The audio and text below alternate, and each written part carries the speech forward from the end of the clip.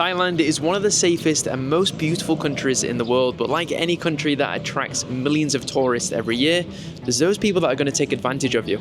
So today I'm exposing 8 of the most common scams here in Bangkok, Thailand, some of which even locals fall for, and I've seen some of these happen right in front of me. And yes, I even got caught out by one of these myself. Let's get into it so you can enjoy Thailand safely and smartly, and press that subscribe button so you don't miss out on videos just like this one.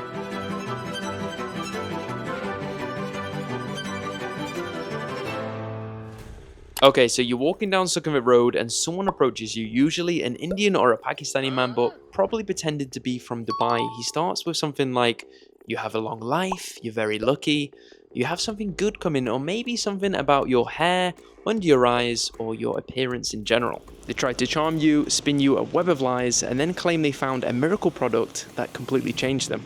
Oh, and also the Holy Man Street Scam, another version of the same play. A man approaches you, claims to be a fortune teller or a holy man. He gives you a prediction and then performs a little magic trick. He'll write your age, number, and favorite color on the paper before you even say it.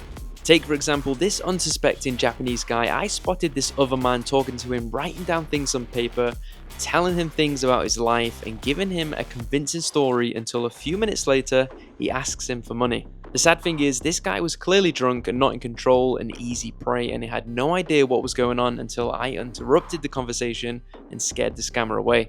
The Japanese guy then showed me what he was doing, in which he told me, as expected, he was trying to read his future, write important life details, to make him believe he's some mystic Meg. Luckily, I was there to intercept in this circumstance, and he told me just before I got in he was about to give him some money, and that this was his first week in Thailand. Now let's take this for example. Just last week, along the main Sukhumvit Road near Asok area, a foreign man came up to me and he asked me do I speak English, and then proceeds to ask where the nearest 7-Eleven is. I pointed him in the direction and then I walked away before he could ask anything else. I then watched his movements and I saw that he talked to another guy and presumably was asking the same questions that he'd asked me. And 2 minutes later he approaches a third guy, and then this victim sadly gave him money right after this interaction, and I asked the guy what he said, and he told me he was looking for a 7-Eleven and he needs some money, even though he walked right past the 7-Eleven in between the second and the third guy. Easy solution to this: smile and walk away.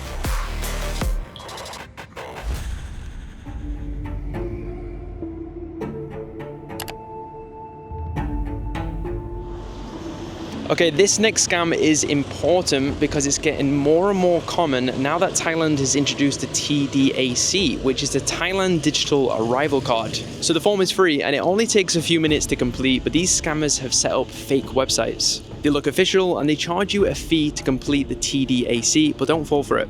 This is how the scam works step by step. Number 1, you search Thailand Arrival Card or TDAC and a paid ad or a convincing looking site pops up. Number 2, the fake site asks for passport details and contact info, and then asks you to pay via QR, bank transfer or card to submit the TDAC on your behalf. Number 3, after payment, they either take your money and disappear, or they harvest your personal data for future fraud.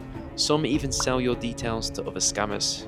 Okay, but this is what the real process looks like. The official TDAC is submitted through a government portal and it's free of charge.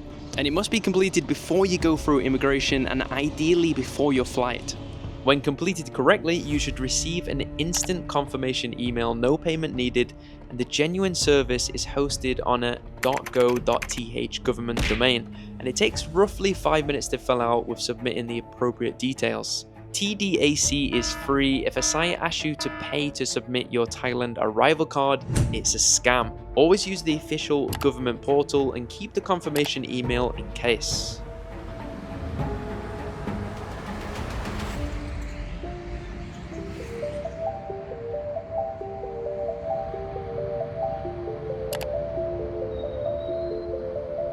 Okay, this next scam looks totally innocent, and that's exactly why it works. Let's say, for example, you're walking down Sukhumvit, Nana, or a touristy hotspot like a night market. Someone friendly, smiling comes up to you, maybe you even think that they're another traveler, and they come up with a classic line, "Hey, where are you from?" You answer politely, "England, America, or wherever," and then that's where they get excited. They say something like, "Wow, I collect currencies. Can I see what your currency looks like?" And this is where the trap begins. They'll hand you a few foreign notes from their own wallet to make this seem legit. And while you're showing them your cash, they start chatting, laughing, asking questions, and that's where the distraction begins. In that distraction, one of two things usually happen. Number one, the quick swap. They subtly swap your real note with a fake one, often a different denomination or even play money. Number two, the sleight of hand. When complimenting your notes, they keep one to look at closer, slip it away, and hand back less than they took. It's all about confidence and distraction. You'll often walk away not realizing until hours later that you're missing a note. So often this scam can run as a team operation. One friendly traveler distracting you and then another one pretending to be a passerby. They come up to join the conversation, adding credibility and then keeping your focus split. The rule of thumb, if a stranger asks to see your money, the answer is simple: don't. You don't owe anyone that, even if they seem friendly or just curious. Instead, laugh it off politely with something like, sorry, my wallet's buried deep, I'm all card these days, and keep walking. Remember, no genuine collector or official will ever approach you on the street asking to see your cash. If they're truly interested, they'd ask you to exchange contact info, not currency. Never show your wallet or cash to strangers, no matter how friendly they seem. And make sure you stick around to the end of the video because the last scam is the one that's catching out many every single month, and it could literally cost you thousands.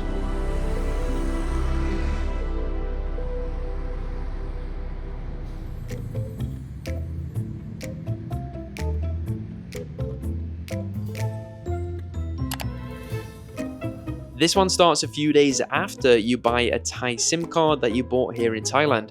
You suddenly get a call from someone claiming to be from Thai customs, police, or immigration. They'll tell you that there's a parcel in your name that's been seized. Maybe it contains illegal documents or credit card fraud evidence. They sound official and may even send fake documents to you. And then comes the catch. They say that you can fix the issue by paying a fine or a verification fee via bank transfer or QR code. And of course, it's 100% fake. Thai authorities will never call you or texting you asking you for money. And if there's a real problem, you'll be getting a letter or asked to visit the office in person. And if this happens, hang up immediately. Don't click links or send passport photos and block the number.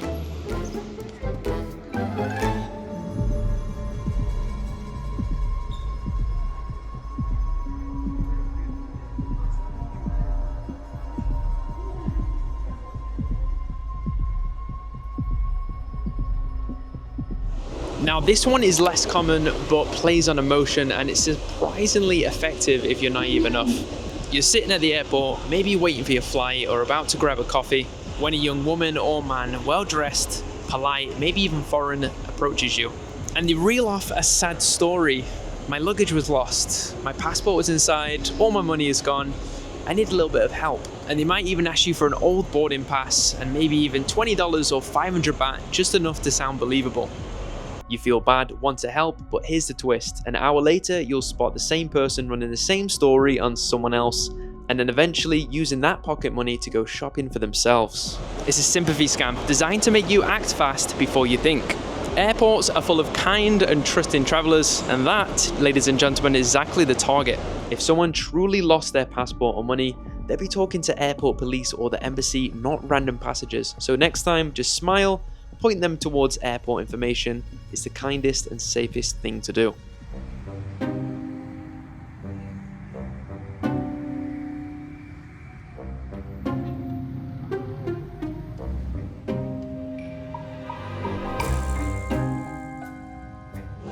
Okay, this is probably Thailand's most famous scam, yet people still fall for this every single week. You're in Ceylon, for example, and a friendly, well-dressed local comes to you and starts chatting. They might say, "Where are you from? Where are you going next? Hop in my tuk-tuk and I'll take you there." They sound helpful, not too pushy, and they offer a quick stop or a special tour. They'll offer you to see less crowded temples, gem shops, and all by tuk-tuk. You think, why not? It sounds cultural. What happens next is an orchestrated show. Some tuk-tuk drivers will even offer to take you to the Big Buddha for just 10 baht, but of course, there's a catch.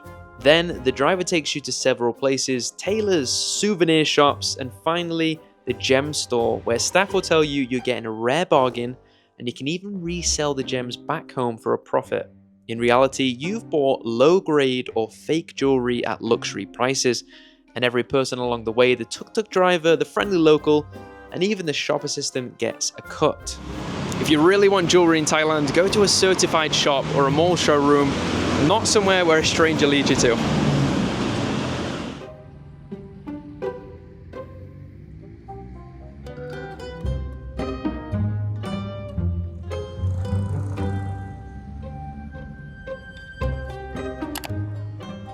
Okay, this next one can connect to the gem scam that I mentioned, but sometimes this one is its own little trap. You arrive at a major attraction like the Grand Palace or Wat Po, and somebody nearby, again friendly and polite, tells you the site is closed today. And there's this entrance which scammers might stand at and tell you it's closed, but in reality, you just go around and find the real entrance. Or alternatively, they will crowd around tourist buses as soon as they arrive to the Grand Palace. And they'll have a story ready. It's closed for cleaning, it's only open for locals in the morning, the monks are meditating, open again later, or it opens in 1 hour. They then offer you an alternative tour, usually a tuk-tuk ride or a boat tour, promising you to show you secret local temples or floating markets.